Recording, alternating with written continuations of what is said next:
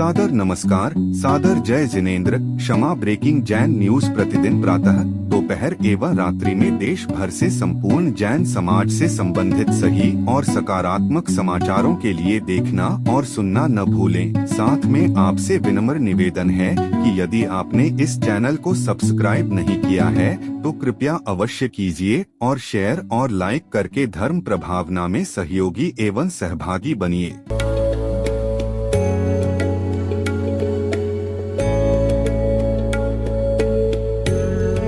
एक ऐसी संस्था जो जैन आगम के पथ पर बढ़ने वाले साधुओं की सेवा में दे रही है अपना योगदान और उनके आहार विहार में निभा रही है अपनी अहम भूमिका। साधु सेवा धाम भगवान पार्श्वनाथ धाम काकोरी लखनऊ जो विहार न करने वाले साधुओं के आहार एवं विश्राम की कर रही है संपूर्ण व्यवस्था। आप भी ऐसी ही संस्था के साथ जुड़कर करें अपनी चंचला लक्ष्मी का सदुपयोग। एक दिन का आहार मात्र 2100 रूपए एवं आजीवन 11,000 रूपए। इसके अलावा वर्ष में 2 दिन आपकी ओर से आहार एवं आपका नाम शिलापट पर किया जाएगा अंकित। Bank details Bhagwan Parshvanath Dham trust, bank of Baroda, Chowk branch Lucknow. खाता संख्या 064501000299154। IFSC code BARB0 LUCKNO। दान राशि एवं अधिक जानकारी के लिए संपर्क करें 7007783995 9452017984।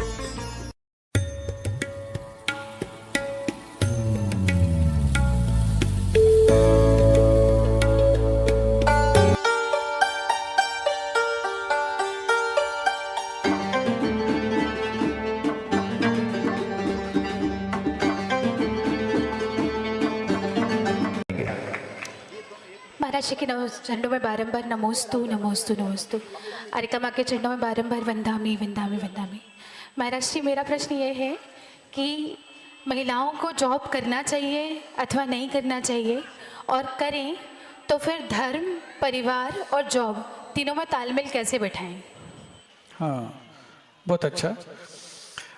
इस प्रश्न के उत्तर में हम सबसे प्रश्न पूछना चाहते हैं एक उदाहरण को देकर के।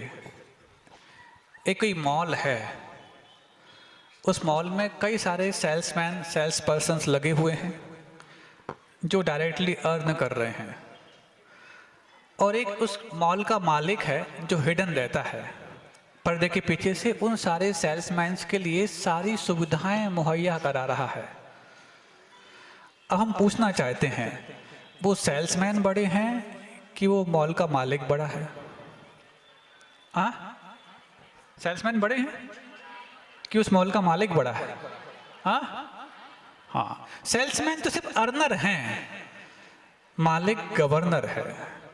ऐसे ही मान लो पुरुष डायरेक्टली अर्न करके लाता है, लेकिन उस अर्न करने वाले पुरुष के लिए सारी सुविधाओं को मुहैया कराने का जिम्मा वो महिला गवर्नर के रूप में अपने कंधों पर लेती है। तो अर्नर बड़ा है कि गवर्नर है? अरे, आपको गवर्नर बनने की हैसियत मिली है, तुम क्यों अर्नर बनने के पीछे अपनी हैसियत को कम करना चाहती हो? दूसरी बात ये, मान लो एक किसी कंपनी में अथवा एक किसी कॉलेज में कैंपस सिलेक्शन के लिए कोई कंपनी आई, और कंपनी जैसे ही आई उसने अपने मतलब के जितने भी कैंडिडेट हायर कर लिए। अब एक सीट और उसको भरनी है और 3 कैंडिडेट हैं। सुन रहे हैं आप लोग? सीट एक बची है, 3 कैंडिडेट हैं, 2 लड़के हैं और 1 लड़की है, और तीनों की एबिलिटी सेम है, डॉक्यूमेंट्स भी लगभग सेम हैं। अब प्रश्न पूछना चाहते हैं, सिलेक्ट कौन होगा? वो 2 लड़कों में से एक कोई सिलेक्ट होगा या वो लड़की सिलेक्ट होगी? आप सब एक मत से बोल रहे हैं लड़की सिलेक्ट होगी। इसका मतलब है आपकी योग्यता के आधार पर वहां सिलेक्शन नहीं हुआ है, लड़की होने के आधार पर सिलेक्शन हुआ है। तो जब सिलेक्शन का आधार ही योग्यता नहीं, लड़की है, तो उपयोग भी योग्यता नहीं, लड़की होगी। तीसरी बात हम कहना चाहते हैं, पुरुषों की 72 कलाएं हैं। पुरुषों की 72 कला में कला 72 जीव की, तामे 2 सरदार, एक जीव की जीविका, एक जीव उद्धार। ये भी सुना होगा आपने कि एक आजीविका चलाना और एक उद्धार कल्याण को प्राप्त कर जाना, ये 2 प्रमुख कलाएं उनके पास हैं। स्त्रियों की भी 64 कलाएं हैं, तमाम तरह की कलाएं, युद्ध कला, शस्त्र कला, नाट्य कला। आवश्यकता पड़ने पर स्त्री को वीरांगना भी बनना हो तो बन सकती है, आशीर्वाद है। लेकिन कहीं भी नहीं लिखा कि उनको अर्थकरी विद्या आनी चाहिए। क्यों?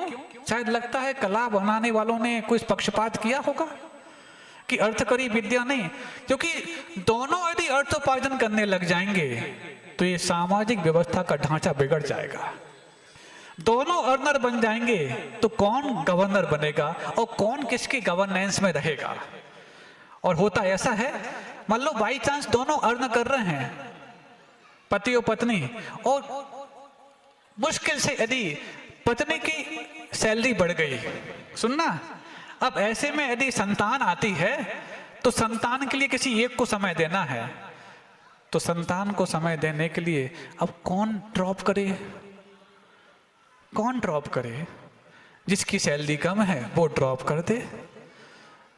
हम मानते हैं कि माता पिता दोनों का ही अधिकार संतान पर है, लेकिन माता पिता दोनों का अधिकार संतान पर होते हुए भी पहली पाठशाला माँ होती है, और जब उस बच्चे को पहली पाठशाला नहीं मिलेगी तो फिर बाद में जाकर के महाविद्यालय और विश्वविद्यालय काम क्या आने वाला है।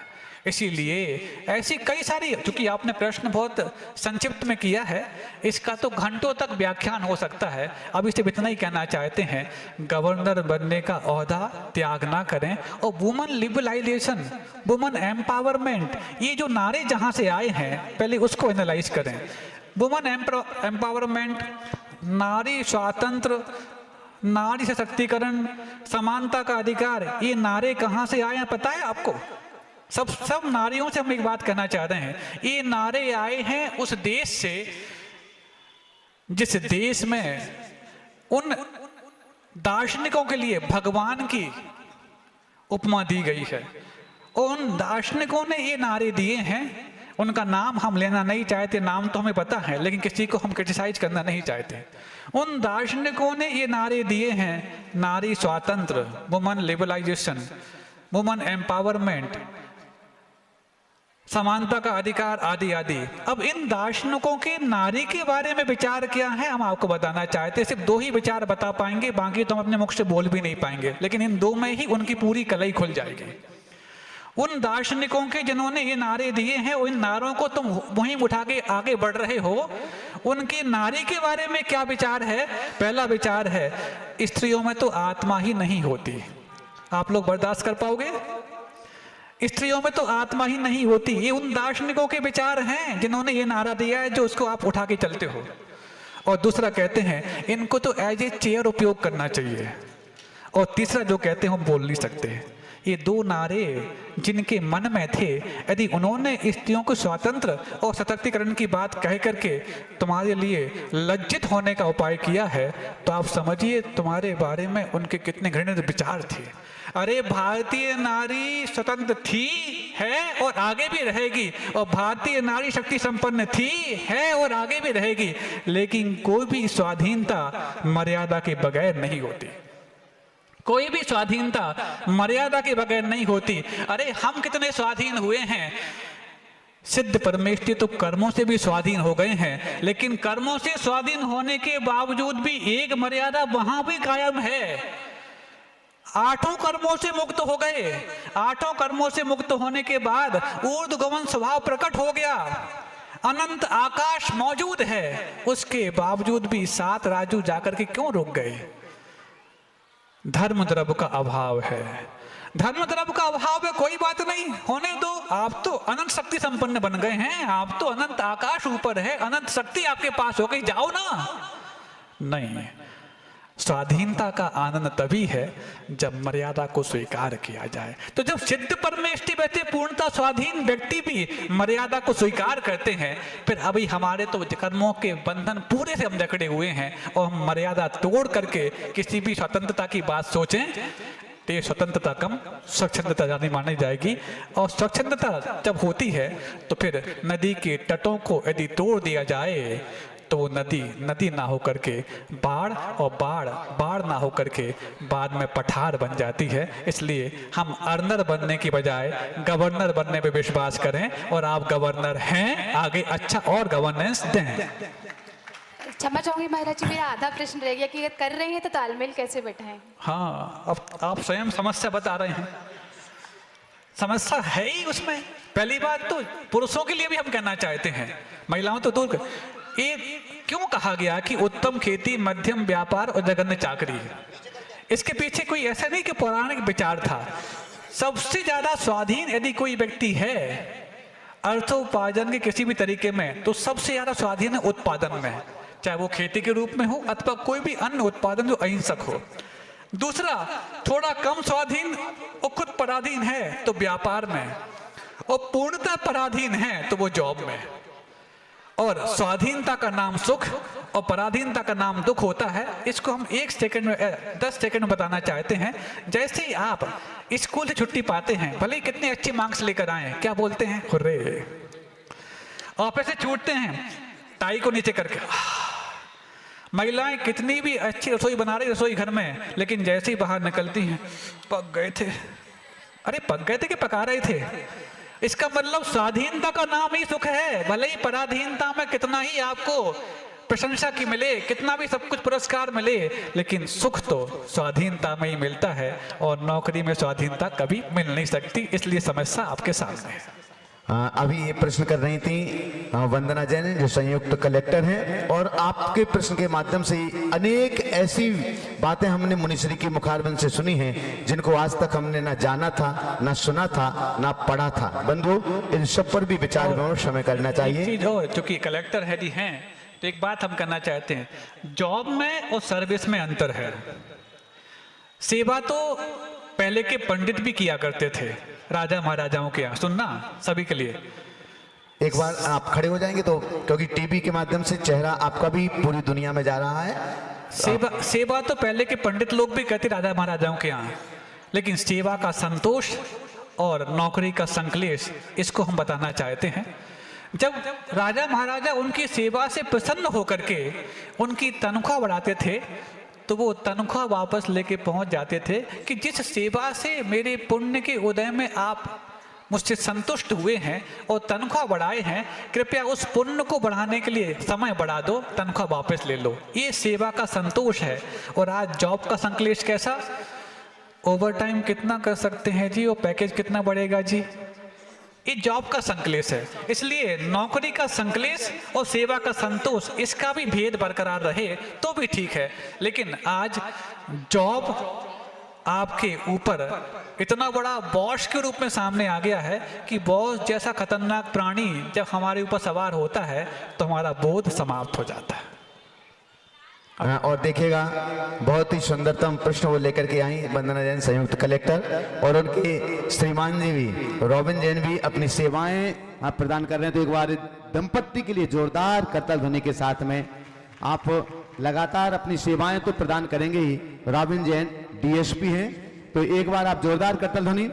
और मैं तो कहता हूं, महाराज श्री का इतना आशीष आपको मिला है, तो आपके जीवन में धर्म की वृद्धि हो और आप दिव्य परमात्मा की शक्ति से जुड़ सकें, इसके लिए जिनालय, जिन मंदिर, और जब आपको मौका अवसर मिले तो कम से कम अभिषेक का सौभाग्य मिले तो बहुत अच्छा, नहीं है तो आप धोती दुपट्टे बदल करके कम से कम प्रभु की चरणों की रज अपने माथे पर लगाने का पावन सौभाग्य प्राप्त करें, और गुरु चरणों से हमेशा जुड़ते रहें ताकि आपका जीवन सरल से सरलतम बन सके। Kshama breaking Jain news YouTube channel पर विज्ञापन देकर धर्म प्रभावना में बने सहभागी। विज्ञापन देने हेतु संपर्क कीजिए मोबाइल नंबर 9026900740 एवं समाचार एवं वीडियो भेजने हेतु WhatsApp number 9335236222। Kshama breaking Jain news YouTube channel देखने के लिए आपको बहुत बहुत धन्यवाद। सादर प्रणाम, सादर जय जिनेंद्र।